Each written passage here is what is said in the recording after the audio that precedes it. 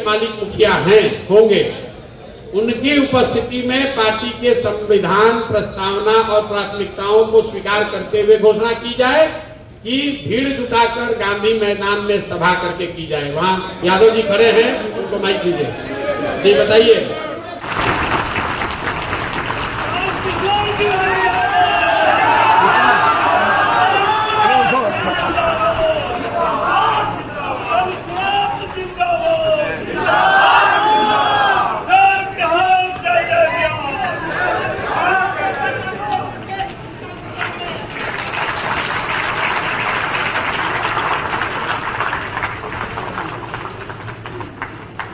अब जैसा कि मैंने कहा था, पहले पीछे वाले लोग आगे आ जाए।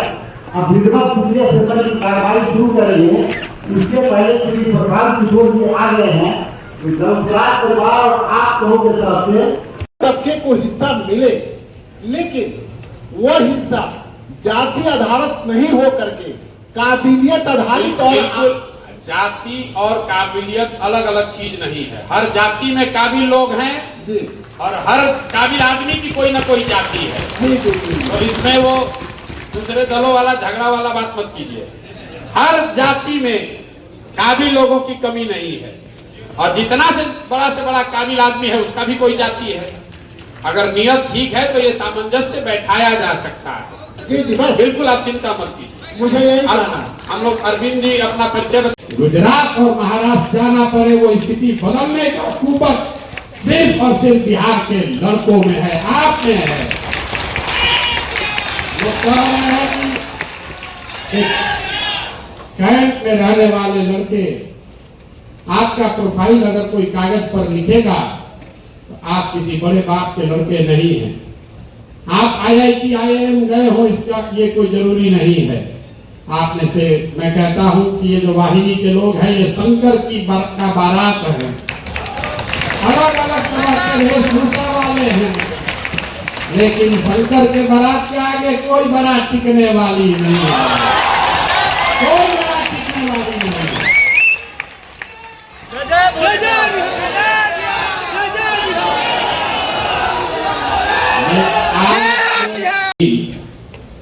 उनकी एक बैठक हुई और उसका उद्देश्य था उनकी सहमति, उनका अनुमोदन इस बात के लिए कि जनसुराज की इस परिकल्पना को राजनीतिक स्वरूप, इसका संस्थागत स्वरूप कब और कैसे बनाया जाए। ये दल बन जाएगा, लोगों की ऐसी आशा अपेक्षा है कि 2 अक्टूबर को दल बन जाए और उसमें जो साथी जुड़े हुए हैं अपनी योग्यता के अनुसार कुछ न कुछ उनकी भूमिका भी होगी, बहुत सारे लोगों की जिंदगी भी इससे सुधर जाएगी।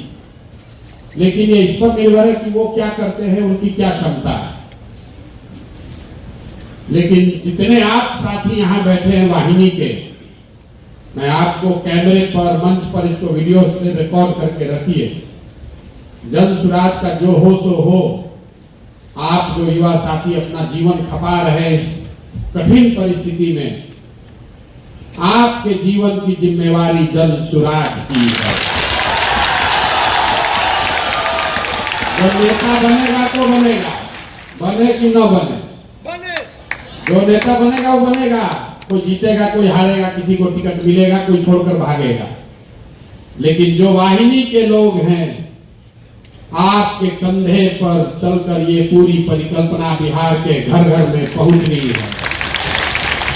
और इसके लिए इस परिवार के अगुआ होने के नाते, आपका बड़ा भाई होने के नाते ये हमारी जिम्मेवारी है कि भगवान ने जो भी शक्ति, बुद्धि, साधन, पैसा दिया है, आप एक बार वाहिनी से जुड़ गए, अब अपने जीवन की चिंता जनसुराज के हवाले, प्रशांत किशोर के हवाले कीजिए और 2 बरस आप दीजिए जनसुराज को। 2 बरस दीजिए,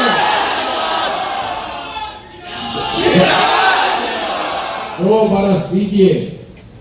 जीवन का जो भी आपका संघर्ष है उसको बदलने की पूरी कुवत, पूरी ताकत इस सामूहिकता में है। जनसुराज का लक्ष्य बिहार को जीतना नहीं है। जन स्वराज का लक्ष्य यहाँ बिहार में शिक्षा व्यवस्था सुधारना, सड़क बनाना नहीं है। हम लोगों ने कहा है कि अपने जीवन काल में एक ऐसा भी दिन आए जब हरियाणा, पंजाब, गुजरात, महाराष्ट्र से लड़के आकर बिहार में काम करे, तब मानेंगे कि बिहार में विकास हुआ। होना चाहिए कि नहीं होना चाहिए? फिर से बताइए, होना चाहिए कि नहीं होना चाहिए? बिहार के बच्चे, आप ये संकल्प लीजिए, आप वो अंतिम पीढ़ी है जो रोजी रोजगार के लिए मजबूरी में बिहार से बाहर गया है। आपके बाद, हमारे बाद कोई ऐसी पीढ़ी नहीं आनी चाहिए बिहार में जिसको मजबूरी में पढ़ाई करने के लिए मजदूरी कर। लोग आप सुनते हैं टीवी पर, पेपर में पढ़ते हैं, प्रशांत किशोर ने जिसका हाथ पकड़ा वो कभी चुनाव ही नहीं हारा। तो इस बार किसी दल का नहीं, नेता का नहीं, बिहार की जनता का हाथ पकड़े हैं और ये भरोसा रखिए, बिहार की जनता को भी हारने नहीं देंगे। हारने नहीं देंगे। आप चुनाव होने दीजिए, लोगों को समीकरण बनाने दीजिए। कहता है 14 में लहर बनता कैसे है, उसका 1 महीने में 20 कैंप बिहार में पकड़ वाहिनी का साथी, 10 टीम, मतलब 200 गांव हर दिन 200 गांव को जन सुराजी गांव बनाने की कुवत सिर्फ और सिर्फ आपने है। और अगर महीने भर आपने काम कर दिया तो आपकी सामूहिक ताकत है 5000 गांव और हर 3 महीना में 15000 गांव। दुनिया की कोई पार्टी, कोई रैली इतना बड़ा प्रयास नहीं कर सकती है। 15000 गांव मतलब 80। तो 18% टिकट मुस्लिम साथियों को मिलना चाहिए। अगर 35% अति पिछड़ा है तो अति पिछड़ा समाज के लोगों को 35% टिकट मिलना चाहिए। न किसी को उसकी संख्या से ज्यादा और न किसी को उसकी संख्या से कम। किसी के साथ बेईमानी नहीं और किसी को ज्यादा प्रश्रय नहीं। इस पर सबकी सहमति है कि नहीं है? फिर कल मत कहिएगा कि भैया फिर आप भी तो वही कर रहे हैं, जात का बात कर रहे हैं। जात की बात नहीं है, ये भागीदारी की बात है सबकी। अगर जिसकी जो संख्या है वो चुनाव हारे या जीते, वो दल के प्रमुख साथी, उसके संस्थापक होने के नाते ये आपकी भी जिम्मेवारी है कि संख्या के अनुपात में अन्य दलों से अलग हटके सिर्फ नारेबाजी के लिए नहीं, सही अर्थों में, चाहे वो राज्य की समिति बनी उसमें या जब आगे टिकटों का बंटवारा हो, उस पर जो मैंने जनता को जाकर कहा है उसको कार्यान्वित करने में, लागू करने में आप हमारे साथ खड़े रहे, आप हमारी मदद करें। जो लोग सहमत हैं वो एक बार हाथ उठाएं, फिर कल होके उस पर दोष मत दीजिएगा। ठीक है, वो अब उस पर आ रहे। महिलाओं को लेकर बिल्कुल स्पष्ट बोल देते हैं यहीं से, मंच से। आज की जो परिस्थिति है उसमें महिलाओं का मोर्चा बनाना, संगठन बनाना, झूठ मूठ का कहना कि हम 30% आपको रिजर्वेशन दे देंगे, 50% दे देंगे। जन स्वराज में हम लोग की सोच है कि कम से कम जिले में एक महिला नेत्री जिसको जरूर चुनाव लड़ाया जाए। प्रयास यह है एक। तो आपकी भी जिम्मेवारी है कि आपके बीच से जो सबसे सशक्त महिला निकल कर आए, जिले में से एक आदमी को। आज तक बिहार के इतिहास में किसी भी दल में 30 विधायक महिला नहीं बनी है, हम लोग 40 की बात कर रहे हैं। और इसे हम वही बोलेंगे जो कर सकते हैं। आपको अच्छा लगे तो आप सहमत होइए, और नहीं झूठा भाषण सुन के घर जाना चाहते हैं तो आपकी मर्जी है। आपसे प्रस्ताव आपके सामने रख रहे हैं कि जन स्वराज दल और व्यवस्था के तहत कम से कम एक महिला नेत्री साथी को हर जिले में अवसर दिया जाए। इसके लिए सबकी सहमति है या नहीं है? मैंने कहा से कम एक, इसका मतलब ये नहीं है कि जिले में 2 अच्छी होगी तो नहीं मिलेगा, लेकिन कम से कम एक को तो जरूर हम लोग मौका देंगे।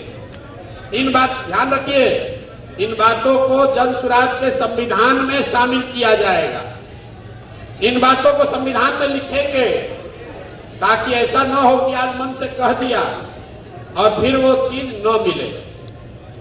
अब जी मैं के बंटवारे में उनको वो भागीदारी दी जाएगी। ताली अभी आप बजा रहे हैं, फिर सोच के ताली बजाइएगा, नहीं तो इसमें कई आदमी का नुकसान खुद भी होने वाला है। सब कहता तो सब भागीदारी सबको होना चाहिए, हमरा वाला छोड़कर। तो अगर हमारे मुसलमान भाई 18% लिए प्रयास किया जाए, 2 अक्टूबर को इसकी घोषणा करने की विधिवत जो प्रक्रिया बनाई जानी है, उस पर मैं अब आ रहा हूं। कुछ साथियों ने अभी बताया कि गांधी मैदान को इसका केंद्र बिंदु बनाया जाए, गांधी मैदान में बड़ी सभा करके इसकी घोषणा की जाए। दल की घोषणा को लेकर 2 सुझाव है। एक सुझाव यह है कि जितने पंचायत, प्रखंड, जिले से जितने पदाधिकारी बनाए गए हैं, उनका एक बड़ा अधिवेशन किया जाए, जो कि करीब करीब 20 से 25 हजार लोगों का होगा। उसमें दल की घोषणा की जाए और उस अधिवेशन में फिर यह बताया जाए कि गांधी मैदान में रैली कब होगा, जहां से कि बिहार को बदलने का प्रस्ताव वहां जनता के सामने रखा जाए। एक विचार यह है। दूसरा विचार यह है, जो हमारे सीनियर साथी चंपारण के रामदेव महतो जी बताए, कुछ और साथियों का भी उत्साह है, मत है कि सीधे ही गांधी मैदान में रैली करके पार्टी की घोषणा की जाए। तो कितने लोग इस बात से सहमत हैं कि पहले दल के सारे राज्यवार पूरे पदाधिकारियों का एक विस्तृत 1 दिन का अधिवेशन हो और उस अधिवेशन में दल की घोषणा की जाए, संविधान और प्रस्तावना प्राथमिकता को प्रस्तावित किया जाए, उसको अनुमोदित किया जाए और उस दिन उस बात की घोषणा की जाए कि बिहार की जनता के सामने जन स्वराज की भावनाओं को रखने के लिए किस दिन गांधी मैदान में वो रैली या सभा की जाएगी। इससे अगर आप सब सहमत हो तो इस बात को स्वीकार कर लिया जाए। अधिवेशन या गांधी मैदान, घोषणा कहाँ होना चाहिए? पदाधिकारियों के अधिवेशन में पार्टी की घोषणा हो कि गांधी मैदान में घोषणा हो? फिर से हम पूछ रहे हैं एक-एक करके। पार्टी के पदाधिकारी जो लोग अधिवेशन के पक्ष में हैं, वहां उठाइए भैया। पहले अधिवेशन की पहले गांधी मैदान में सभा और उसी अधिवेशन में गांधी मैदान में सभा का दिनांक, डेट भी घोषित किया। ठीक है, सहमति है? अब सर हेलो दोस्तों, जैसे कि आज बहुत बड़ी सभाएं हुई और अच्छा लगा यहाँ पर ज्ञान भवन आने के बाद। ये देखिए चारों तरफ, और हमें कमेंट करके बताइएगा कि वीडियो कैसा लगा। और बहुत जल्दी यात्रा स्टार्ट होने वाला है, तब तक हमारे साथ बने रहिए। हमें वीडियो बताइएगा कैसा वीडियो लगा। मिलते हैं फिर नेक्स्ट ब्लॉग में। बहुत बहुत धन्यवाद आप सभी का।